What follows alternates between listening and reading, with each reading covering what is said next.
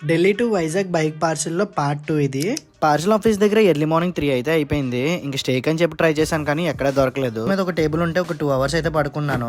ఎందుకన్నా మంచిదని చెప్పేసి దగ్గరలోనే ఓలా షోరూమ్ ఉంటే ఛార్జ్ పెట్టేసి ఇక్కడ నుంచి మళ్ళీ డీజే సర్వీస్ సెంటర్ కి అయితే వచ్చాను.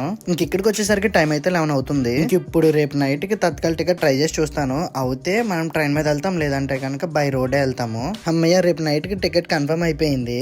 ఇంక ఈ కన్ఫర్మ్ టికెట్ డాక్యుమెంట్స్ పట్టుకుని రైల్వే స్టేషన్ కి వచ్చేసాను. ఇంక ఇక్కడికి వచ్చాక ఒక ఫామ్ అయితే ఇచ్చారు. ఇంకా ఆ ఫామ్ ఫిల్అప్ చేసేసి డాక్యుమెంట్స్ అన్ని యాడ్ చేసేసి వాళ్ళకైతే ఇచ్చేసాను. వీళ్ళు ఫామ్ చూసి ఈవీ బైక్ బ్యాటరీ రిమూవ్ చేశారా అని అడుగుతున్నారు. అది నాన్ రిమూవబుల్ బ్యాటరీ అని చెప్తేనేమో బ్యాటరీ రిమూవ్ చేస్తేనే పార్సల్ చేస్తామని చెప్పేసి చాలా రెక్లెస్ గా మాట్లాడుతున్నారు. నిన్న నైట్ ఏమో ఈవీ బైక్ అయినా పర్వాలేదు కన్ఫర్మ్ టికెట్ తీసుకురమ్మన్నారు.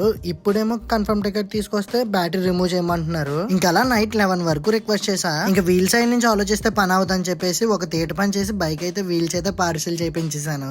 ఏం చేశాను అనేది మాత్రం వైజాగ్ బైక్ రీచ్ అయ్యాక చూపిస్తా. బైక్ పార్సల్ అయితే అయిపోయింది కదా. ఇంకా మన ట్రైన్ వచ్చి రేపు నైట్ 7 o'clock ఉంది. అప్పటి వరకు స్టేషన్ లోనే వెయిట్ చేసా. ఇంకా మన ట్రైన్ అయితే వచ్చేసింది. లగేజ్ అంతా ట్రైన్ లో పెట్టేసి బ్యాగ్ పార్సల్ దగ్గరకు వచ్చాను.